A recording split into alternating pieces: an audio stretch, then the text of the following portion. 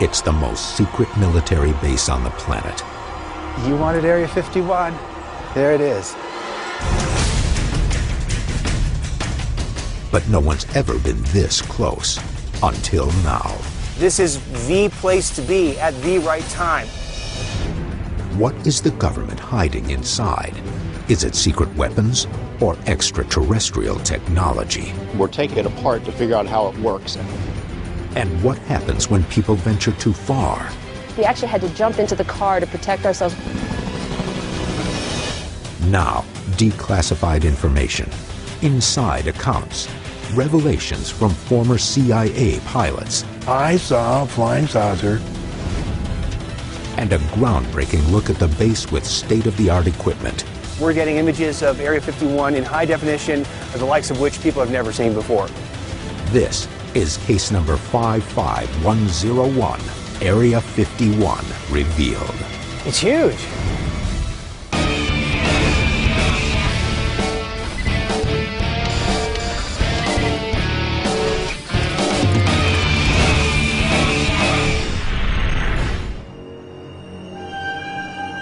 October 2008. Pat Uskert is in the remote Nevada desert, 15 miles from Area 51. Is that them? It's definitely them. What are they doing? They're watching us. There's two guys in there. You want to see? You see, there are two guys actually in Yes. the vehicle? Did their lights just turn on? Yes, it did. August 1955. The same Nevada desert. On a desolate dry lake bed, a plane unlike any seen before blasts into the air. This test of the U-2 spy plane ushers in the modern age of top-secret aircraft. And the center of it all is Groom Lake, also known as Area 51. Chosen by the U.S. government for its remote, almost impossible-to-reach location. No public road comes closer than 15 miles. The nearest town, Rachel, isn't established until 1973, and its population is rarely more than 200 to 300 people. For over 30 years, this isolated base in the middle of the desert is shrouded in mystery. Reports of strange lights hovering over the base become regular, and radar captures impossibly fast objects moving in the vicinity. But secrecy remains.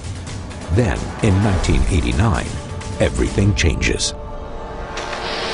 The time where I entered the hangar, I witnessed recovered alien spacecraft that the Department of Naval Intelligence in the United States was back engineering. Alleged U.S. government physicist Bob Lazar goes public and claims he is reverse engineering alien spacecraft at Area 51. UFO sightings in the airspace above Groom Lake skyrocket.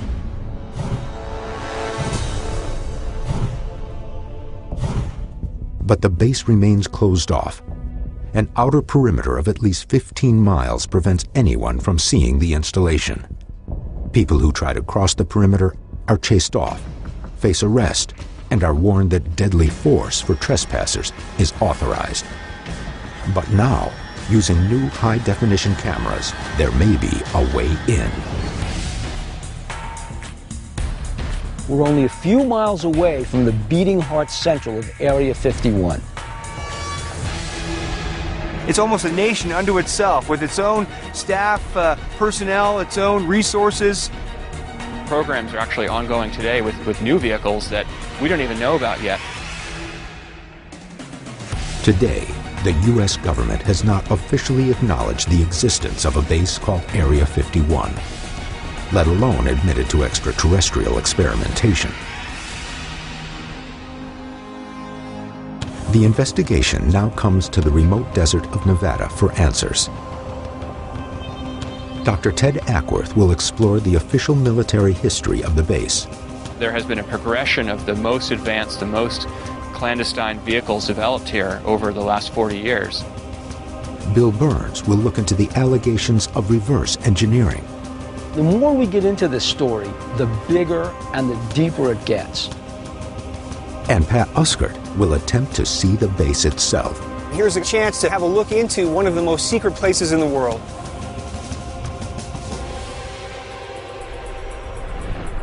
Area 51 gets its name from 1950s era maps.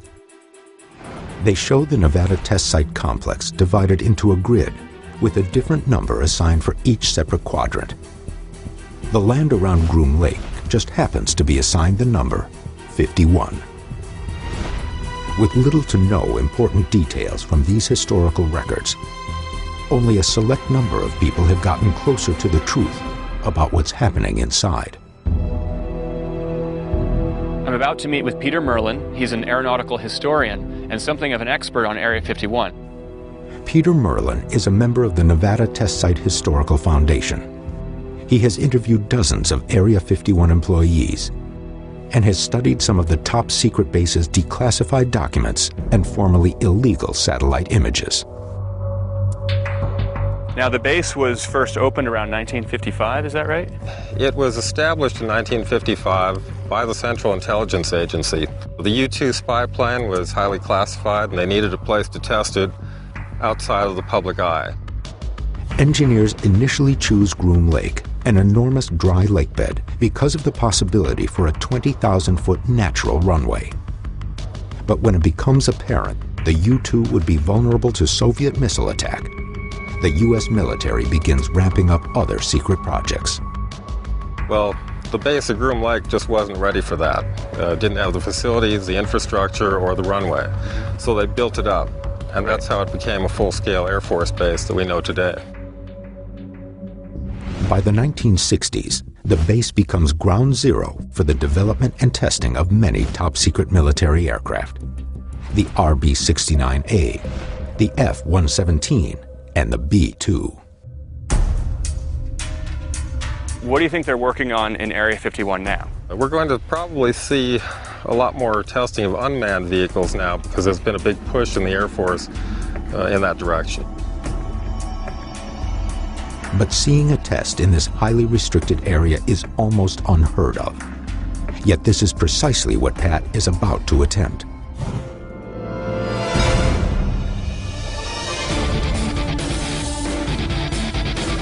Pat is meeting with Mark Farmer, an aerial combat cameraman and Area 51 expert. He is taking Pat to view an undisclosed flight path that few have ever been to.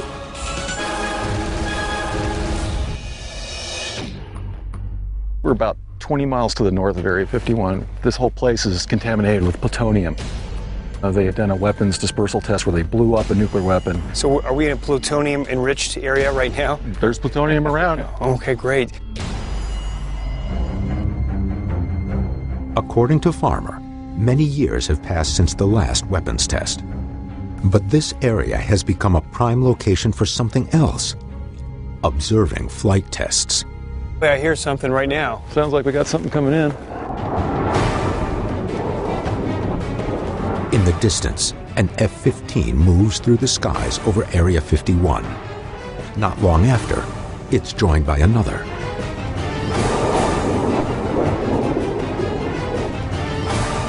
The military may have been alerted to the investigation's presence. Do you think we are being watched? And certainly electronically surveilled. An unknown number of sensors that collect visual and audio data are scattered all across this area of the desert. How would they be monitoring us? School of techniques called electronic support measures, which basically are sucking up just electromagnetic emanations. And we have wireless microphones on right now. We have cell phones, we have walkie-talkies. We've been blasting out all sorts of stuff, so it's very easy for them to pick up. The F-15s make a couple of passes, but soon disappear from sight. No further activity takes place. With the base most likely aware of their presence, Mark and Pat realize they're not going to see any further flights. It's their job to keep that place secret, so of course they're going to do what they got to do. No one knows this better than Bob Lazar, who after years of ridicule drops out of the public eye. But the man who originally broke the story, George Knapp, is still pursuing the facts.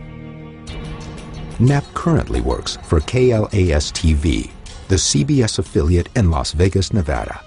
George Knapp broke the Bob Lazar story. George Knapp broke the Area 51 story. In Knapp's report from November 1989, Lazar claims to be reverse engineering extraterrestrial flying saucers at a place called S4 in the Area 51 complex. But proof of Lazar's employment at S4 and at Los Alamos National Laboratory, where he reportedly worked prior to Area 51, seems to disappear.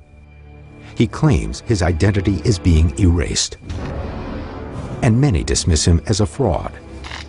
But Knapp finds something shocking in the Los Alamos lab records. We called the lab, they said no, he wasn't here. We don't have any record of him. And then we found the lab phone book with his name in it. I called him back, I said, well, there it is. Ah, well, we still don't have any records. Was the government trying to hide that Lazar had ever been working at Area 51? So then I got the newspaper article, Los Alamos Monitor. There he is on the front page, and a picture of him with his jet car, and it lists him as a physicist. I went back to the lab. Nah, we don't have anything for him. And I know he was there, not only because of the phone book and the newspaper article, but because I've interviewed 4 or 5 people who worked with him there who said he was there working on classified projects. With strong proof that Lazar worked at Los Alamos, Knapp believes there's credence to his claims.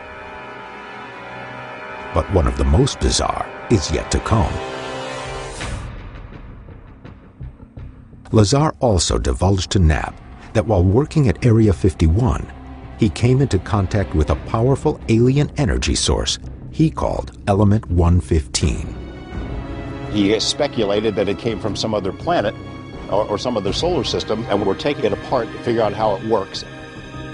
Lazar claims Element 115 is used to power flying saucers. The key for me was always, did he work at Los Alamos lab? Because if he wasn't working there in a classified position in scientific and technical job capabilities, then it's at least conceivable he could have worked at a place called Area 51. Do you believe Bob Lazar's story? I do. Now, a former CIA pilot is about to confirm Lazar's story and steps forward with a shocking sighting of his own. Just a few minutes ago, we saw one of the government extraterrestrial UFOs. In 1989, alleged government physicist Bob Lazar tells the world he's been reverse engineering extraterrestrial flying saucers at Area 51. Lazar also claims the flying saucers he worked on are powered by a strange alien energy source called Element 115.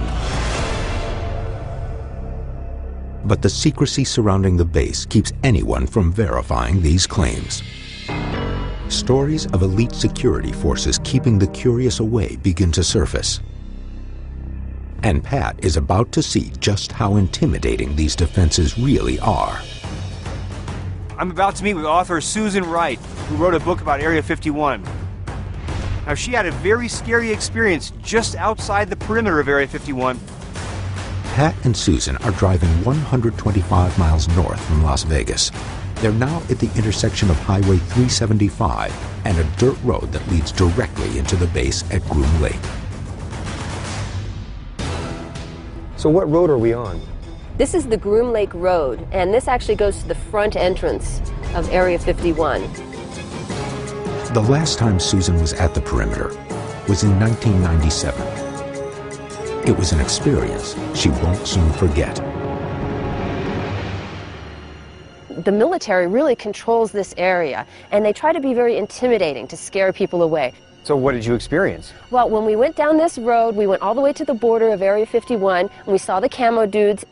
Camo Dudes is the nickname given to Area 51 roving security guards who wear camouflaged uniforms. They were blocking the road so we couldn't get in any further. And we pulled back to the next series of buttes. We got out of the car, and a helicopter just rose out of nowhere. It was like no sound, no warning, Just suddenly the helicopter was, boom, right there in front of us. Like how close? Like 40 feet away.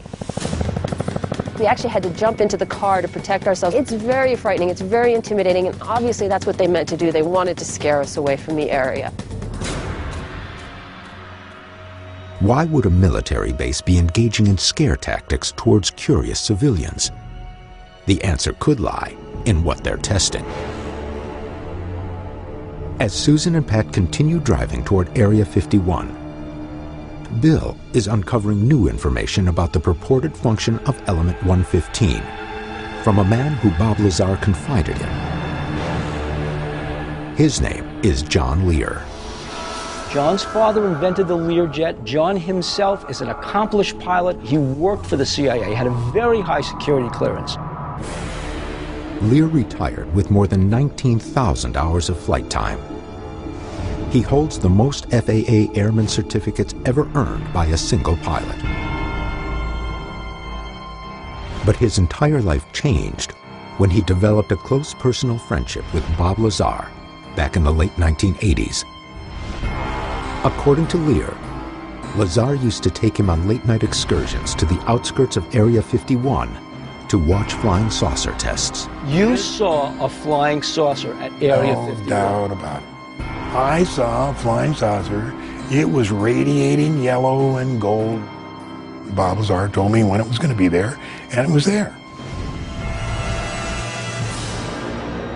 In never-before-seen home video from March 22, 1989, John Lear is shown here on the perimeter of Area 51, also referred to as Groom Lake. The voice of the man holding the camera is Bob Lazar. We're standing just about 8 miles due east of Groom Lake, Nevada, the super government secret test site. And just a few minutes ago, we saw one of the government extraterrestrial UFOs fly over there. We all watched it for about 7 or 8 minutes. The mission was organized tonight by Bob Lazar, who is a theoretical physicist who works at Groom Lake. And is also a dead man at this point. Lear also claims Lazar gave him detailed accounts of the work he was doing. He was trying to back engineer the exact actual engine that propelled this craft hundreds of thousands of light years away. Lear references a model of a reactor, which he claims is the key to the flying saucer's energy source. You take the cap off here, and the fuel that propels this thing is a piece of element 115. Bob said that we have 500 pounds of this stuff at Los Alamos. They shoot protons into the tip of that element 115 right there. Yeah. And what it does is it bumps it up to 116, and it instantaneously decays. The number 115 represents how many protons are in the element's atomic nucleus. Lazar claims bombarding element 115 with additional protons raises the number to 116.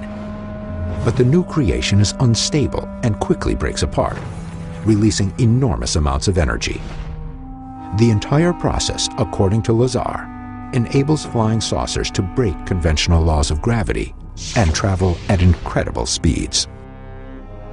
Here is our saucer, here is space. What they can do is pull space towards them and wrap it around the craft. That's what enables them to travel through space at, hundreds of light years.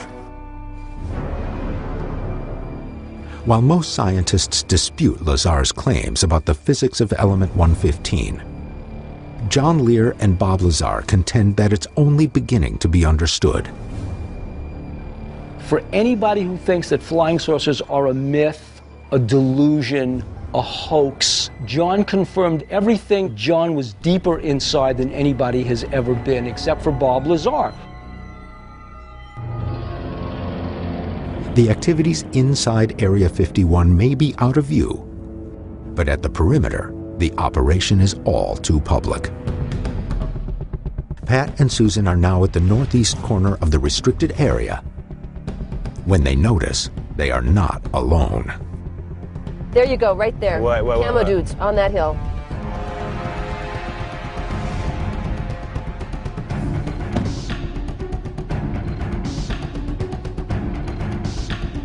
Is that them? It's definitely them. What are they doing? They're watching us. There's two guys in there. You want to You see, there are two guys actually in the vehicle? Did their lights just turn on? Yes, it did. I was wondering if there was anyone in the car. Right. And they sort of turn on their lights to respond to that. In the distance, surveillance units are monitoring both video and audio in the area. And see, you can see the sensors right there, keeping an eye on us. Despite being tracked, Pat and Susan continue on to the perimeter. You can see there's a new sign they've put over the old one. The old signs had, violators will be shot, which was a little intense. Wow. And so now they've got these signs. Well, what's this one say? Warning, U.S. Air Force installation. It is unlawful to enter this area without permission of the installation commander. All personnel and the property under their control are subject to search. Wow.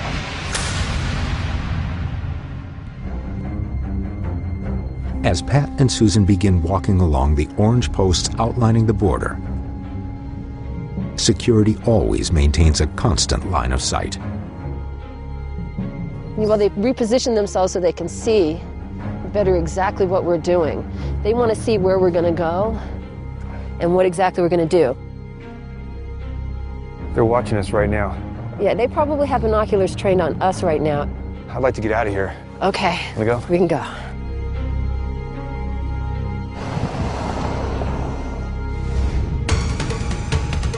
After seeing the tight security up close, Pat tackles a new vantage point. But this one involves a treacherous hike up a steep 8,000-foot peak that will finally reveal Area 51. We're getting images of Area 51 in high definition, the likes of which people have never seen before.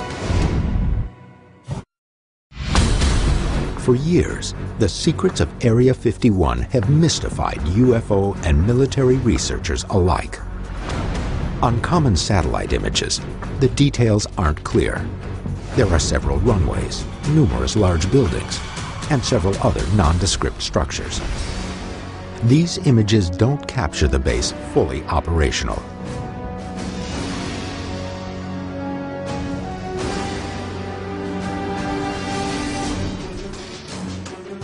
"22 miles off-road from the nearest town, Pat is meeting with experienced Area 51 guide Glenn Campbell, and the two will hike up to a vantage point named Tikaboo Peak. From the top, they'll be able to see the base with their own eyes. We're about to set up our day camp because we're here a little early. The sun is still out, and we want to do this hike at night. We want to be there at sunrise. That's the prime time to see Area 51 in the morning when the sun is coming up. While Pat and Glenn Campbell set up a base camp for the night, 20 miles away, Dr. Ted Ackworth is surveying the skies over Groom Lake.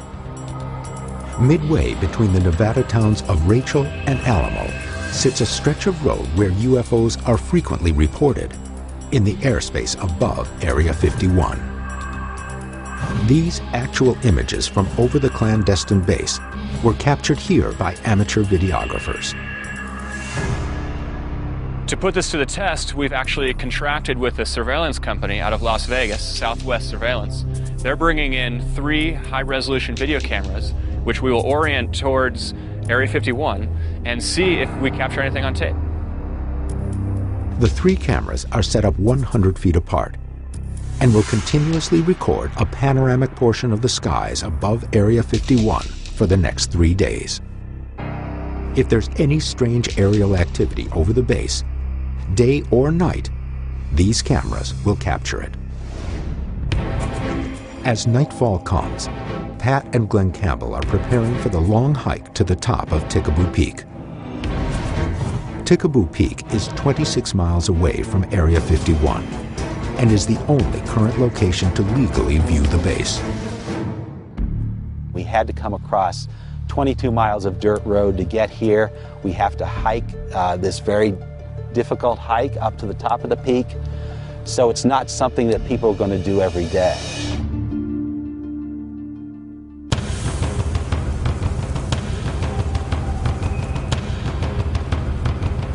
It's midnight. I'm here at the base of Tikaboo Peak at about 6,900 feet.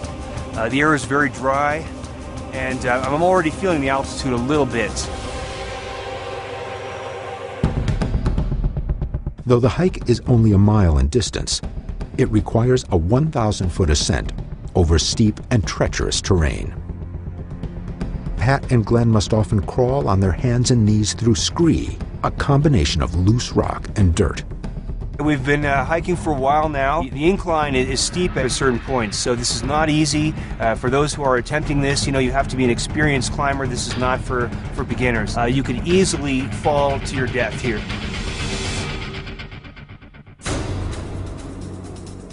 The night hike takes Pat and Glenn nearly 3 hours. Are we almost there? We're just about there, over the next ridge here. As they cross the ridge, the most elusive base in the world comes into view. You wanted Area 51. There it is.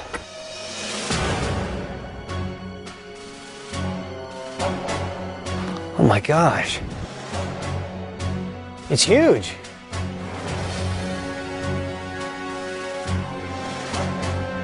The base is still 26 miles away, but the stillness of the Nevada desert air and the lack of humidity gives a clear view.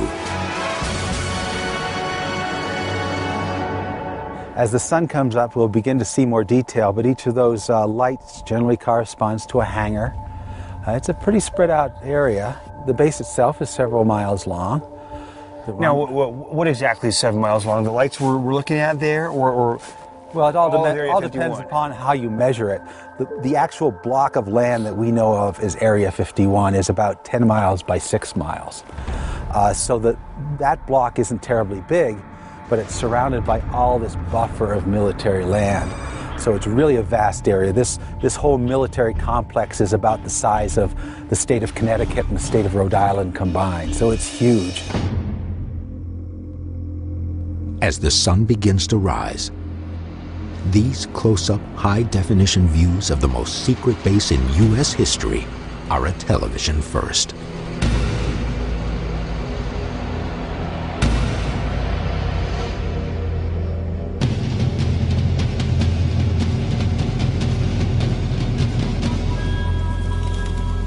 But as Pat peers into the base, another mystery appears overhead. Unmarked jets.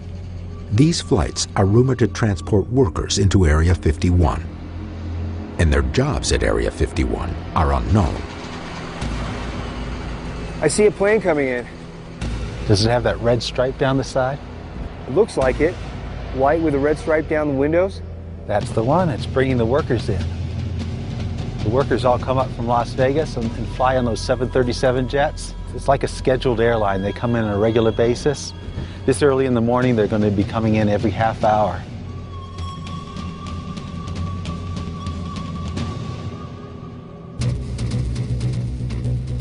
But the light of daybreak is now giving extremely clear views. The best look at Area 51 ever possible. Taking these images requires equipment beyond the scope of a normal film shoot. As you can see, we have a very special camera here. Your normal average camera has a 50-millimeter lens, but we've acquired a camera here that has a lens that's 1,140 millimeters, allowing us to get unprecedented images of Area 51. This camera is high definition, and Glenn Campbell tells me that there's never been a camera up here of this quality and of this magnification. So we're getting images of Area 51 in high definition, the likes of which people have never seen before.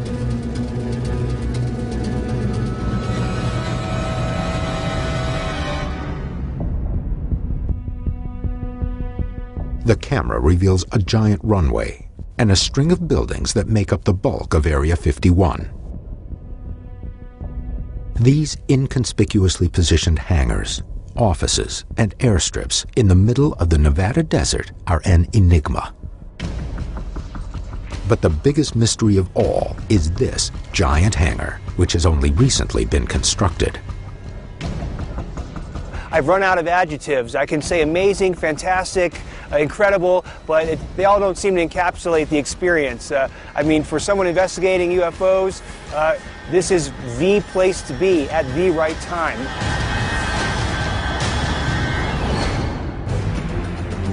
What is happening inside the massive hangar, clearly visible from the top of Tikaboo Peak? The most current satellite imagery of the base reveals the cutting-edge possibilities. And this big one is really unusual. A drive near the borders of Area 51 has revealed extraordinary security measures. Discussions with a former CIA pilot have explained a theoretical alien technology being tested. And now, a trek to the only legal vantage point of Area 51 has brought back astounding high-definition images of a giant hangar that have raised more questions about what's happening inside.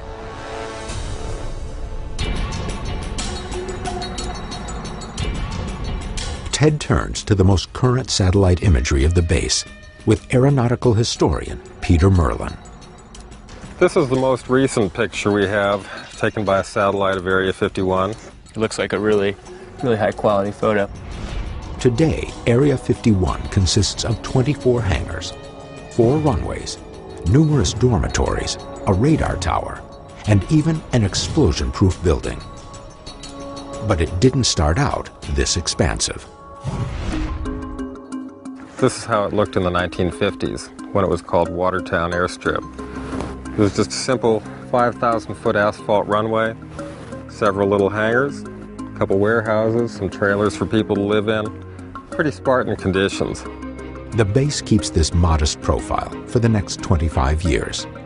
Then, it explodes. In the 1980s, there were some dramatic changes. We see a storage area for munitions.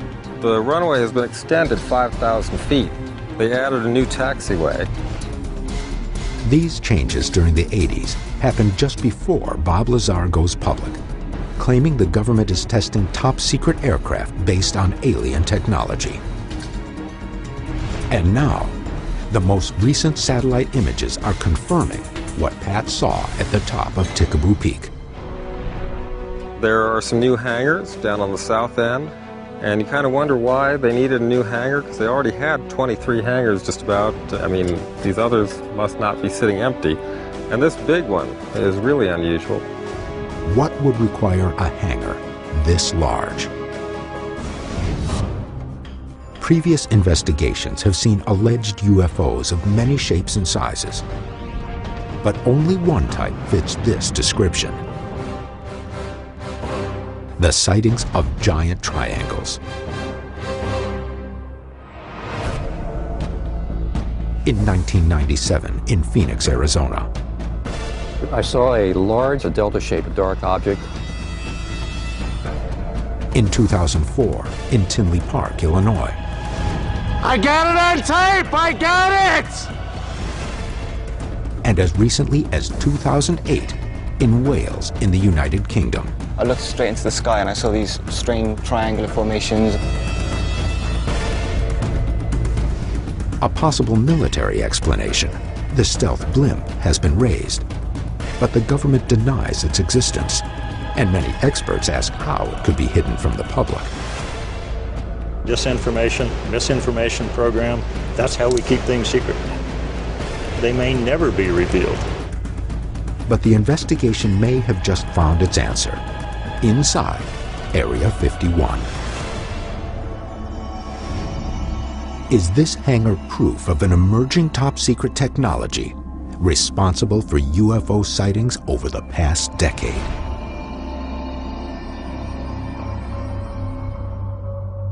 The only way to get this answer is to speak with Area 51 employees.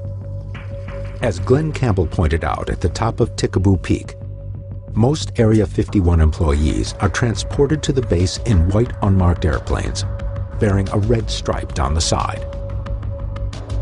Research by Campbell and others has revealed they are called Janet flights, and they depart daily from McCarran International Airport in Las Vegas. Pat and Glenn are attempting to track these anonymous Janet flights from the ground, while Bill and Mark Farmer are observing the Janet flights from the 18th floor of the Tropicana Hotel, one of the only locations in Las Vegas that provides an actual view of the Janet flight terminal. Mark is going to track the numbers of the flights that we think are Janet flights. Then we're going to run them on the FAA database and see who owns these planes. Circling the perimeter of McCarran International Airport, Pat and Glenn search for a line of sight. Now, what does Janet actually stand for? There's various acronyms. It could be Joint Army Navy Transport is one possible acronym, but no one knows for sure what Janet means. It's just a call sign. These actual tower tapes from McCarran Airport confirm the use of the Janet call sign. Las Vegas, Purge Janet 721. Purge Janet 21015. So these are the same jets we saw from Tikaboo Peak. The same ones. They left Las Vegas 20 minutes before, and then they're up at Area 51. So this is their daily commute. We're seeing the planes take off here, they land in Area 51. Every secret base has to have some connections to the outside world, and this is a major connection right here. Back in the hotel, Bill and Mark are tracking departing Janet flights and noting each plane's tail number. Okay, the one that's loading right now is November 5177 Charlie. Running Janet flight tail numbers on the Federal Aviation Administration's flight database website confirms the government's investment in the airline. 6662 Bravo Alpha. It is registered to the United States government. So what's going on here? You were just driving around the airport and you looked over there, you wouldn't think anything of this facility. If you look a little closer, you see the barbed wire, you see the guard shack, you see that there's no markings on the building. It's hiding in plain sight is what it is. Getting Area 51 employees to speak publicly is nearly impossible. But Bill Burns has managed to track one down. The time we were out there, we were non-existent. The 1980s drew intense public scrutiny to Area 51, which physicist Bob Lazar claimed was reverse engineering alien technology for advanced military capabilities. Lazar has fallen out of the public eye in recent years and rarely speaks about his experiences. But new looks at the base have revealed the potential for something massive in development. And now, Bill has managed to track down a former employee of the top secret base. I'm meeting with T.D. Barnes, a former engineer at Area 51. T.D. Barnes is employed at Area 51 from 1968 to 1972 as an electrical engineer. He's crucial in the development of numerous top-secret aircraft that have since been declassified, like the A-12 and the F-117.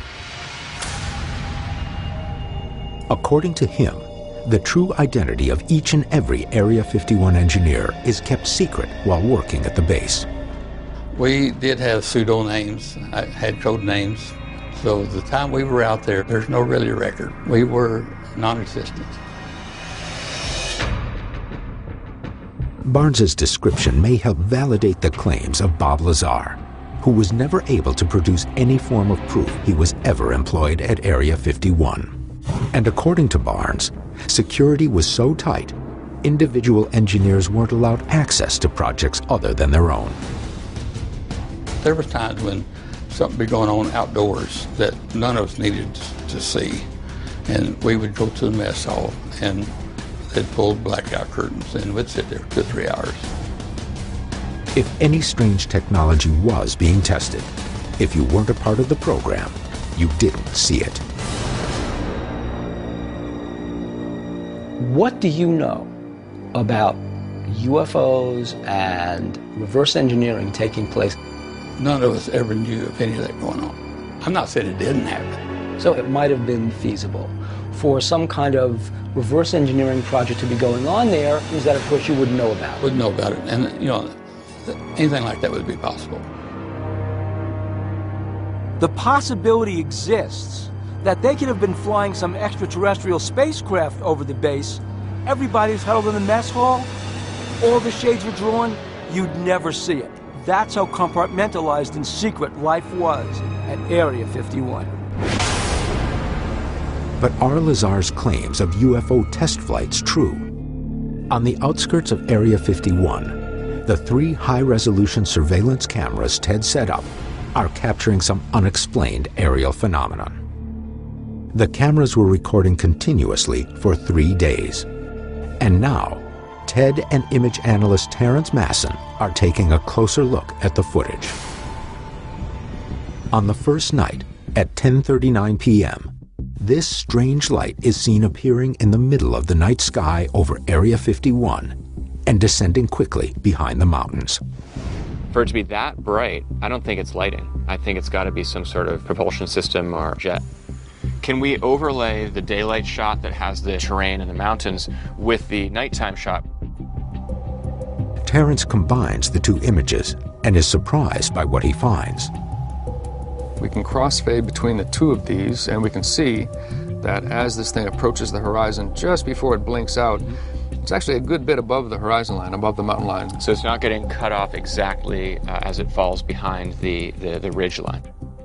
Whatever was captured on camera seems to be blinking off. Where it ends up there is pretty close to the beginning of the approach for the runway to Area 51. Right. Well, let's see if we can get an estimate of the speed of that. Ted uses the known distance between the camera and Area 51, about 15 miles, as well as the height and distance to the mountains in the foreground, to estimate the speed of the object. How much distance on the frame is the object falling compared to the height of the mountain range? It's roughly about twice the relative height of the mountain range off the ground. If it's dropping over Area 51, we're seeing it travel about 10,000 feet in about 2.2 seconds. That's about 3,600 miles per hour. That's pretty fast. That's pretty fast. 3,600 miles per hour. This is faster than any of our aircraft. If it's further away than that, if it's beyond Area 51, say 20 or 30 more miles away, it's going at extremely high speeds that would only be consistent with a meteorite. This wouldn't be consistent, in my experience, with a meteorite, with this kind of visual data, right? Because it would be going way too slow. Yeah. Everybody's seen shooting stars, meteorites. It would fill that whole frame a streak in a right across fraction of a frame. second. The only manned aircraft to travel at speeds of this magnitude was the X-15, which was able to break speeds over 4,500 miles per hour. But that aircraft's final flight was October 24th, 1968. No publicly known aircraft has reported speeds like that since. It stumps us, so we're kind of left with a mystery. Something descended at high speed down into Area 51, and we're just not sure what it is.